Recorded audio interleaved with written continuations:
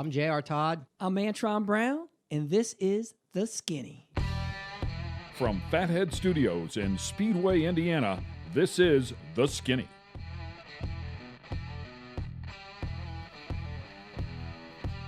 It's time for The Skinny. Once again, two flamboyant characters from the NHRA, two of the brightest stars with the NHRA. We welcome back J.R. Todd, of course, as we talked about before, a champion and funny car, the first African-American to win a funny car event and a championship with NHRA. And then how about the guy that's sitting alongside a three-time champ?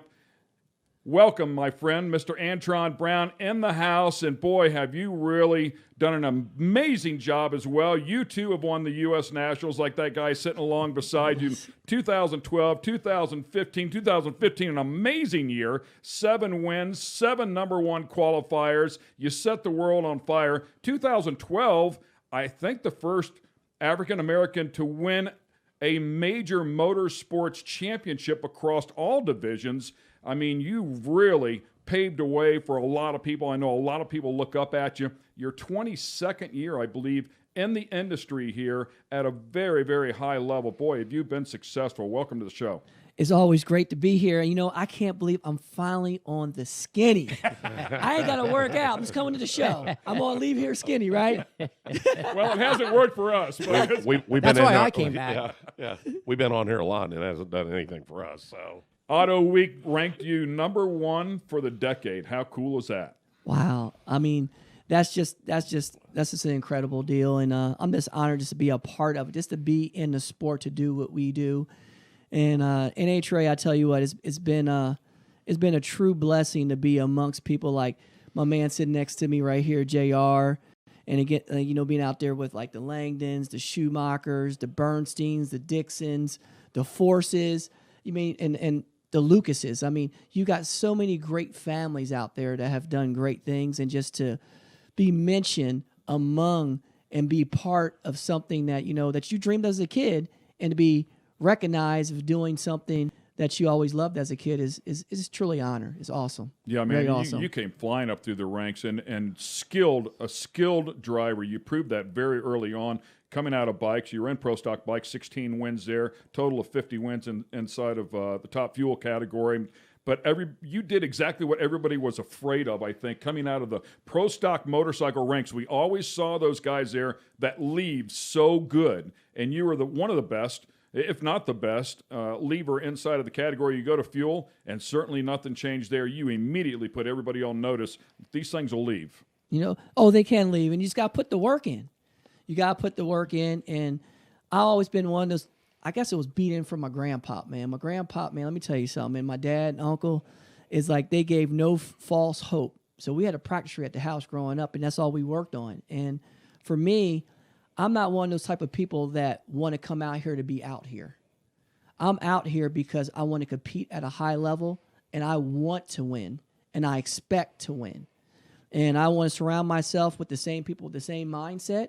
And if you're with a great group of people that's going that same direction, and they all put the work that you put in, that's when you get those great results. I've been very fortunate with like Brian Karate, Mark Oswald, Brad, all of our Matco, Global Electronic Technology, Toyota gang to really make that happen, man. Like, you get all those type of people together, and man, everybody puts their head down, brother. That's when you're able to start making some unbelievable things happen, and that's what it takes. You came off the bike, went to work for Mike Ashley, right? Is that no? David Powers. David Powers. Yeah. Yeah. That there was one of those deals where it didn't feel real. You get what I mean? Because as a kid, I grew up watching fuel cars, and my family, we were always the sportsman racers. You know what I mean? Like, we went there. I used to see Big Daddy, Kenny, Mark in Oswald, Jersey, right? Jersey, and all that. Yeah. Used to see all of them. You know what I mean? That used to be like, they were like the untouchables. You get what I mean? Like, you went there and like, You're in awe. like, you're like, oh, like, and then I always say, if I could just get a chance to drive one, you get what I mean? And then Lee Beard at the time, when he was working at Schumacher, you always saw me, the work that I put in on the bike program, like being there, helping them dyno the engines, put the bikes together, build them, designing the chassis, and doing all the stuff I did. I was there early in the morning, never left till late at night. And he goes, kid, that's what I want in a car, because just my mindset. But I was like, I have to get the opportunity. And then when he went to Powers, he became like the GM there, and he had the opportunity to talk to David about it when like Bazemore was out to sea, and they had an intern driver in the car named David Baca. And they're looking for drivers to drive the car, and that's how that all came about, man. It was just like one of those deals where I talked to Lee. Matco was already a little associate deal on my U.S. Army Pro Stock motorcycle at DSR. And I remember telling Don, I said, Don, they're going to give me an opportunity to test the car. He goes, well, go do it, AB. Just don't get your hopes up because there's going to be hundreds of people that's going to be in line for that job. You know what I mean? And I said, well, man, I'm going to give it all I got. And boy, lo and behold, man, I went to Frank Hawley School, got my alcohol license. I went and tested a car in Vegas. And Lee looked at it, he goes, I couldn't tell that you never even drove one of these before because I was burnt out, did all the normal routine stuff. Ain't taking down a track, is doing all the other stuff right to get it to the start line to take off. And a lot of people don't realize that. And Jay, you know what I'm talking about. Right. Trimming the fuel pump, doing all that stuff, putting reverse, not tearing the reverser up, being smooth. Well, I drove big trucks and stuff like that, semis and all that stuff. So it all goes hand in hand. And then once I got that deal happening, man, that's where it just really took off for me because I was like, is this real? Is this really what I'm doing? And then besides that, like the team, we had a remarkable team, like with Mike Dumagala, Brad Mason, all those guys, these seasoned guys came to one team. Is Brad still with you?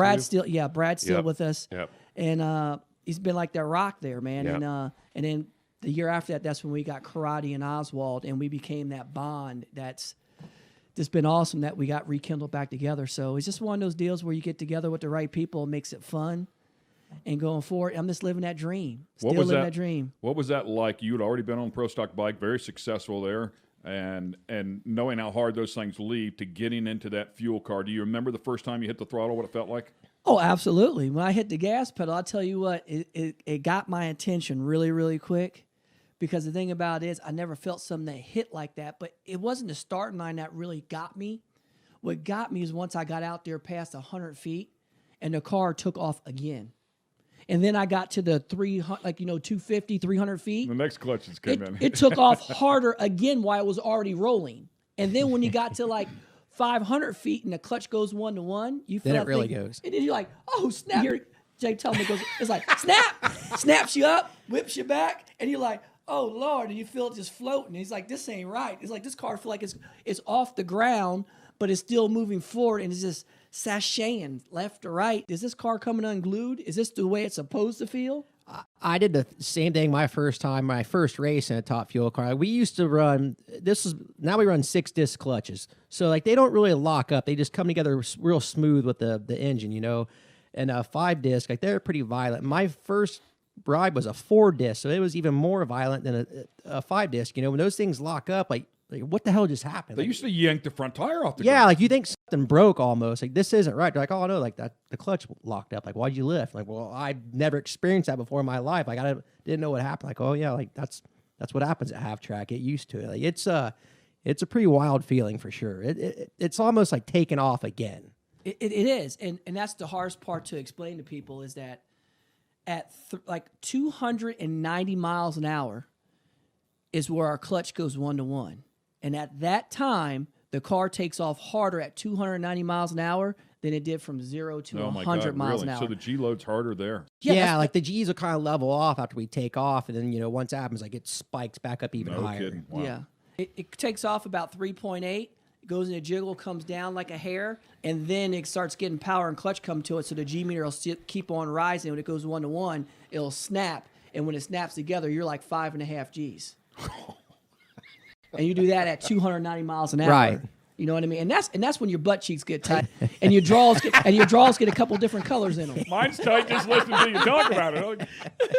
So I was getting rung up on my phone, which is not hard to believe. But for all of you that know, Caitlin's transplant's done. Oh, Oh. Just happened. Nice. Good for you. That's Good for awesome. her. Awesome. Good for her. Awesome. Everything Glad to went. hear that, man. Awesome. And for the fans at home Yes. that are tuning in, Caitlin is his daughter who is going through a tough battle with leukemia and survived a couple of tough rounds of chemo last week and Jeez. blood transfusion Yeah. here today. This- And this is in the midst of the coronavirus where you guys are not allowed in the hospital to We even can't even go support see her. her. Yeah. No. Tough gig. Well, I'm really happy to hear that. That's awesome. Good for her. Blessing. Boy. True blessing. Yeah. True blessing. Man alive. Anyhow, back to Antron talking about turning his pants other colors. So, Turn pants other colors, no. speaking of other colors, does anybody? And I can't remember. I can't remember who was where then, and I think you were with Powers at the time when Corey Mack's car split in half at Bristol. Oh, yeah. yes. Woo.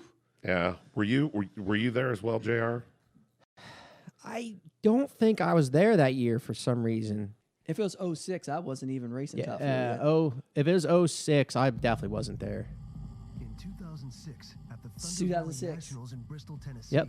Corey Yeah, we didn't go to Mack's this race. Brand team learned this lesson I was in riding for firsthand. Dexter then. In the second qualifying Oh, there's- session, Corey Man, lines this up, is great hoping to quality. secure position by laying What'd they down do? his It's quickest crystal elapsed clear. time of the day. Yeah, The it's tree because it's turns blown green, up. and Corey launches. But in drag racing, things can change Vandergriff. in a heartbeat. Oh, You man. have those somewhat moments in your lifetime that are just like, holy, I can't believe this is going to happen. This one's going to hurt. Up over 300 miles an hour, well into our run, and the frame breaks in half behind the driver.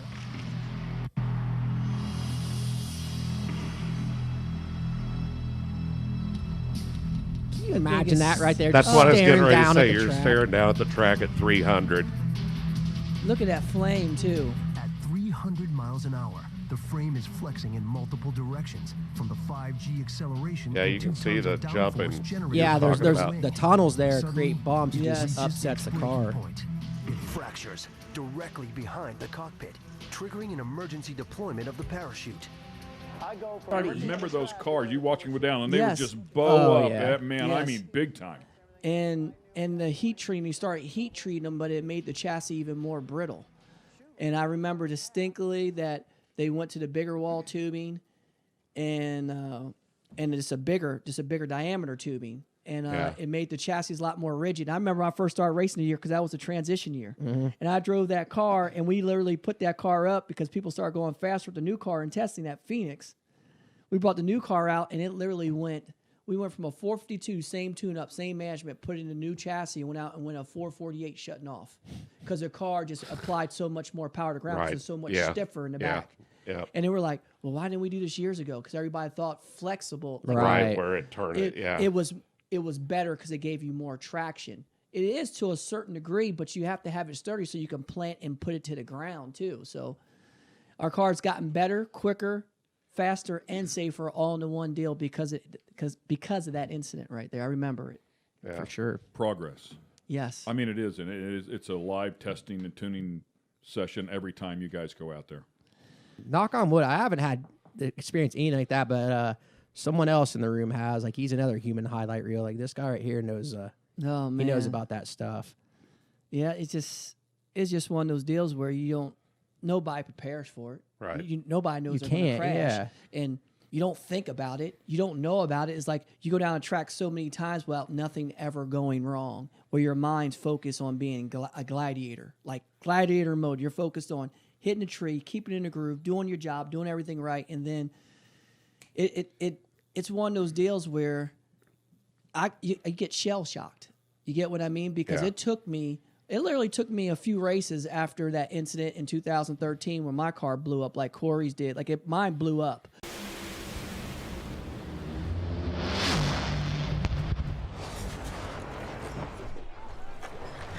If anybody's ever been in a car accident, right? That is trauma to your mind. It happens very, very fast, but when you're going through it, it takes a long time. Like you go like this, like it hits you and you go, oh, and you're like, oh, and like, oh Lord, there's a car hitting me from the side too. Oh, my head's about to hit the window. Right. Oh, the airbag's coming out. Oh Lord Jesus, I see some white dust. Am I in heaven? Oh no, it smells like chemical. That's just the dust from the airbags. You know what I mean? It's like stuff like that you see, and you know what I mean. And you're like, all right. I'm like, I'm here. My knee stung up a little bit. I'm here. The dust is settled. Well, when you step on the gas of a fuel car, it takes you through that control trauma every time. And it feels like a car accident because it hits you so hard. You go, oh, it just took off. Like, ooh, there's a 60-foot clock clone. Oh, it's getting through the jiggle. Oh, Lord, it's coming up on the tire. Oh, darn bump. They can't fix this track. Oh, Yeah, exactly. You're like, what the hell, man? You know what I'm saying? And then you get to half track and you get the trans. It's like, ooh, oh, it's hooked up. Like, oh, God, dog, it's starting to spin the tire. They gotta put this fresh paved asphalt down. They couldn't let it season in. You know what I mean? Come on, man. Like when you start driving now, your brain slows down so much where you start thinking about all these things going down. You can hear the motor whining, the blower. If it's right, you can hear the motor. If it's lean, you can hear if it's dog or if it's limp and it's lazy. So you could tell all these things. You get back and say, it was an okay run. You know what I mean? We missed it by about 6 or 7 hun. You come back and you look at time slip, sure enough, it's like just what you thought. You know what I mean? And straight, smooth, and you feel the car go up and never stop pulling, and it pulled all the way through, is usually like one of those world record runs because it's not like the car's all over the place. The faster runs are the straightest, cleanest Yeah, it gets runs. up on the tire right away, and it's moving. So is Oswald and Karate still doing your stuff? Yeah, well, yeah, Karate's came back this year, his first year back. He was with Force Okay, over there right. for the last few years. Okay. And Which I'm glad. you know what I mean? I got and we got him back and I think I know where that's coming from, but yeah, go ahead. Yeah, it feels good to have him back with Mark, with Brad, and with the whole group of guys, and you can see like the chemistry just like taking off where it left off, and the things that we want to get accomplished. And know it's what I your mean? deal now. You know, now, yeah, still everything's underneath the DSR umbrella, is all Don Schumacher Racing, but hopefully in the near future I can make that transition and it'll be owned by ABM. So Okay. that's All what right. we're working on. I'm glad I owned it at the beginning of this year. That's what Roger Penske. That's what Roger Penske's thinking. Of all years, Years. to- For the 500. the 500 and IndyCar The first and year. the Speedway, it's like, oh man. He's like, and I've already remodeled these 100+ bathrooms. I thought I was going to get to show these off.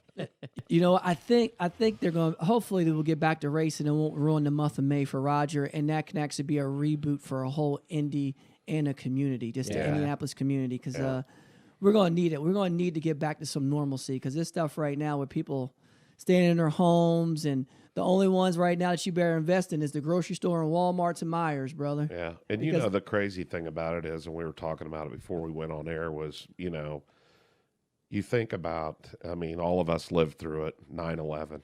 I mean, it was the most, you know, most traumatic modern day thing that's ever happened to our nation, you know, in one setting. And, you know, one thing about it was there was a lot of unity that came out of that. And there was actually people that actually cared about each other, and they figured out, you know what, man, I don't really care who you like in politics or what you like. Right. You know what, man, we're both here, and you know, let's try to make this better with each other, you know, and you know, it kind of feels that way, and it kind of feels like it's coming that way, and it's a lot of the powers that be, the politics, you know, are Yes. out the door, and they're trying to work together to fix this thing. And so, you know, I don't know. It's interesting. It's a crazy time. I mean, of course, with us, you know, with the eyewear deal, everything that not everything, I mean, a majority of our ophthalmic frames come from China. So we've been dealing with this for almost 2 months now. And so it's affected us, you know, horribly. You know, we've got a staff here that, you know, that's also my family, you know, and so you move past that, and you know, now it's here. So, you know, I was asked what the effect was on us, you know, so far, and what the outlook would be, and you know, it's pretty scary. So, but you know, we're going to work through it. We got an unbelievable group of people that, you know, work with us here, and we just got to figure it out. So if Carl would do anything, it would help. Chris sitting around all the time. So. I think Rick, what you're saying there is definitely true, and that's the thing. I think everything, when we go through something tough in life, like we're all going through here in this whole world, not just America, the Right. whole world is. I think what it does is almost like a reset button, and it's not. This is momentary. We know like China's already back up to 100% in manufacturing. Right. Is just now we're going to go through our 2-month stint that we Yep. got to get through.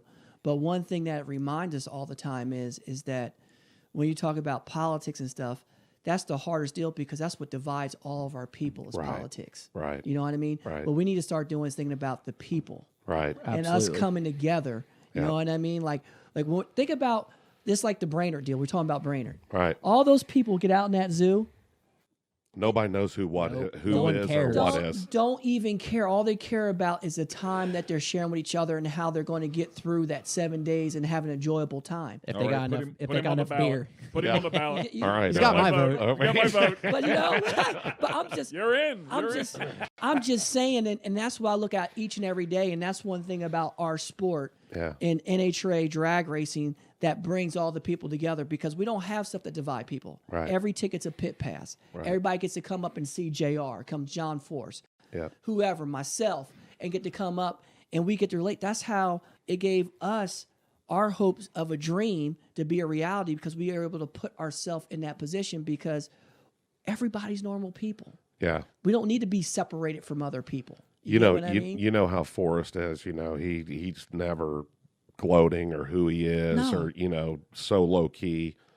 I'll never forget. We went into the zoo, and literally they were trying to throw him out. I had my hard card. He didn't.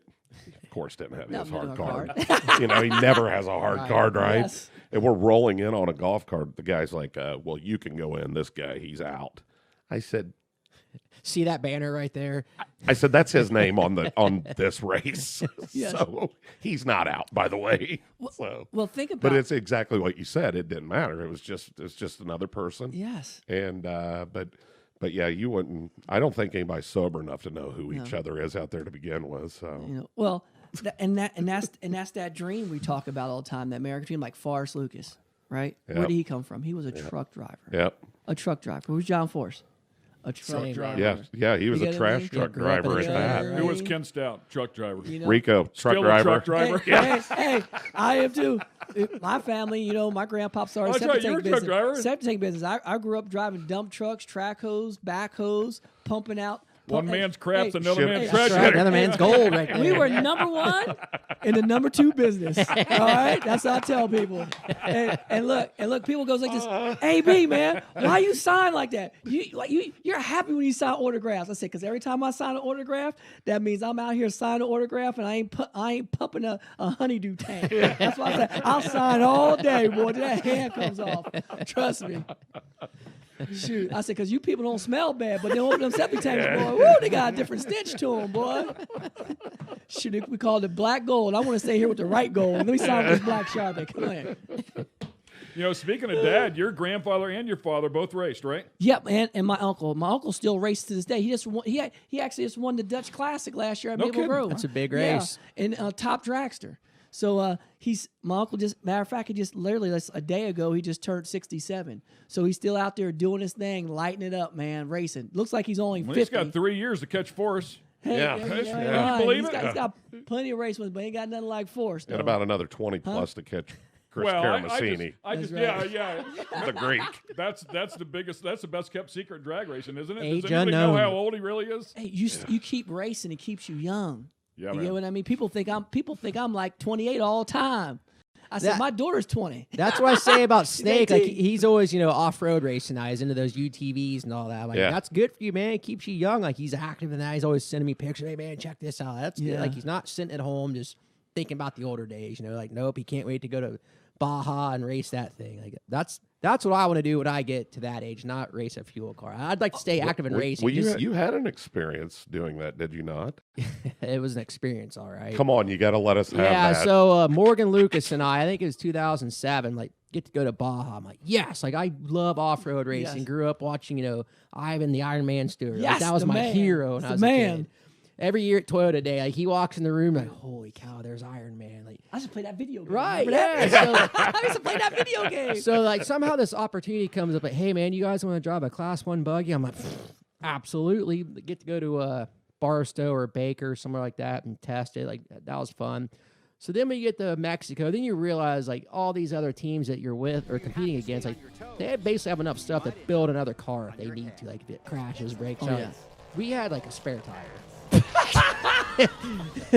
That sounds good. We were not prepared for this at all. So Morgan's going to drive like the first leg. I think there was like 4 or 5 of us that were going to switch off driving. I was a co-pilot, which I do not like. No, like you're not in control. Like you're just over taking a beat. Like, Right seat is not good. Yeah, like he's running over stuff. Like, like I wouldn't have done that if I were driving. But anyways, we get, I think, 120 miles in, and Morgan runs over a rock and just like rolls it over. Like no big crash, just rolls over on its side. Well, the problem was like get it flipped back over. So eventually, I think someone stopped, another competitor. We hook up a tow strap to it, and he pulls us back over. Well, like all the oil and everything like ran up to the plug, so you had to pull the plugs out, clear it all out, and all that, whatever. So then we get going maybe another 70 miles or whatever, and the thing backfires. Like, what the hell was that? Crank it up, boom, big old fireball. 'Cause it's dark by this time. Like, literally, like it blew the manifold off the thing, right? Like Morgan just keeps cranking it because we like the engine's behind us. We can't see what's going on. Like he's just feeding JR's it. like, dude, we got a burst panel. Yeah, like he's just feeding it fuel, and the fire's getting bigger. Like, oh boy, it's time to get out. Get the fire extinguishers out. And We put can get this it run. It'll blow the fire out. Don't worry. Right, like put this thing out. And then like we're out in the middle of nowhere, and all we have is a sat phone. Talk to the guys that we were with. So like other people will come up every now and then, like, oh, you don't have the stuff to fix this. Like, are you kidding me? Like I said, all we have is a spare tire. We don't have another manifold or injector or whatever to put on this crap. So that was my short experience with the Baja 1000, which I was so pumped about because it was the 40th anniversary. They were going to Cabo, I think, straight shot. It wasn't a loop or anything. Like, dude, I cannot wait to get to Cabo and party. Like, nah, Ensenada was basically my trip. But I mean, it was a learning experience. That's the start. Yeah, exactly. That is the start. So that was the Met 150 you ran. Yeah, pretty much. We dominated that 100 miles. Yeah. The one cool thing though, so down there, everybody has horns on their cars and trucks on there. Like basically, it's like courtesy. You get a couple beeps, get the hell out of the way. If not, like then they're gonna start hitting you. It's a nerf. Yeah. Right. Yes, Well, yes. some of the trails down there, like there's not room to get over. Like, I'm like, Morgan, get the hell out of the way. Oh, I can't. All of a sudden, bam, bam, bam. Finally finds a place to pull over. Robbie Gordon. Oh, I'm like, well, Yes. like that was cool. I thought, like, Just got nerfed by Robbie Gordon. It's got punted. JR's like, that's cool. Morgan's like this. you're right. Oh man. We had him, man. We shouldn't have let him go. Yeah, like I never saw him broke. Now when did we pass him? Because the trophy truck started running us, right? But he was gone. Like, I thought that was cool. Like we just got punted by Robbie Gordon. For years, I've covered short course off road, and we were out at a track, and Carl Rennezetter was there with his. At the time, he had a trophy truck. Yep. And he had it on display. And after the event was over, he said, "Come on, man, you ever rode in one?" I said, "No, I've never been in one." So I don't remember what track we were at, to be honest with you, but I want to say down in Chula Vista maybe.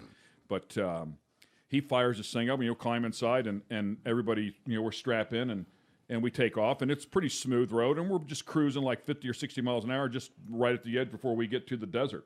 So we're getting closer and closer, and there's these big washes that you're talking about. It's like a whoop section for Supercross, except it's in the desert, and it's a wash section, and the whoops are twice as big and 3 times farther apart, and it's just these huge things, and I'm like, oh, man, he's going to have to check up here. So we get close to it, and he puts it on the floorboard. I'm like, oh, I'm like, can it do it? This isn't You're going like, to go good you see here, that? man. Like, I don't know about all this. It's and like it butter. did like a dirt bike, man. Butter. He hit the first one, and it just went pop, pop, pop, pop, pop, pop, Yeah, pop over butter. the top, and I'm like, oh, my God. I mean, I get goosebumps talking about it. It was unbelievable how good that suspension worked. Unbelievable. Yeah, when you said you better pony up, throttle down. Ain't throttle off, it's throttle down when you see stuff like that. I know that for sure. That's like Crew's been talking about when he was in the trophy truck, and when he was going up one of the great big hills. He said he got up to the top. No, he was in a short course truck. Or a short course truck. He was in a short course truck, and he's been, Corey Kruisman. He's been coaching these guys in short course for a number of years. So they finally say, you know what? Have you ever been in one? He's like, no. Why don't you hop in one? Because I think he was giving Tony Stewart a hard time. And him and Newman. No, Stenhouse. Him and Stenhouse. Yeah. So they put him in a truck, and he, you know, when you go off of those jumps, it's completely see. blind. Yes. Yeah, you don't know what's on the other side. You just going up in the blue sky. And he said, "Man, I'm in this thing." He said, "And I think I'm throttling down." He said, "I think I got about 2 inches of air and landed on the flat. You know, I didn't even make it to the bottom side." He said he went over one of them and ripped the back bumper off of it because he didn't clear it enough. He ripped it off. Yeah, it's a different animal. The short course stuff I'm really familiar with. That's a different deal and so much fun. I mean, if you guys get a chance to get in one of those, man, It looks like fun because like you don't get in trouble for beating and banging. Like they're ripping the body panels off those things every time they're out on the track. Yeah. Dude, they roll take the them. gloves off. They roll them and they roll them back over. Or if they roll enough to get back on all four, hell, going. they just hammer it Stand on down the and keep rolling. That's what I'm talking The about. fans love it. They let go it eat. crazy. Man. Let it eat. Let it eat. We asked Rico Abreu. We asked him. We said, "Would you do it?" He goes, "I'd hammer it." There's not much he wouldn't hammer. Like, anything he gets in, he's ripping it for sure. He's fun to watch. Talented dude. Absolutely. For sure. He He is. can wheel Yes, a car. he is.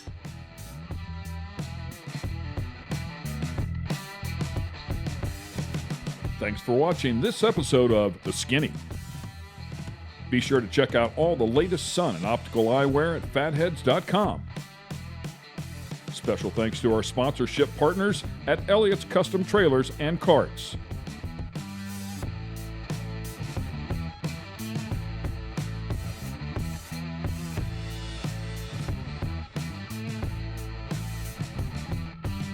This has been a production of Fathead Studios. Please remember to subscribe.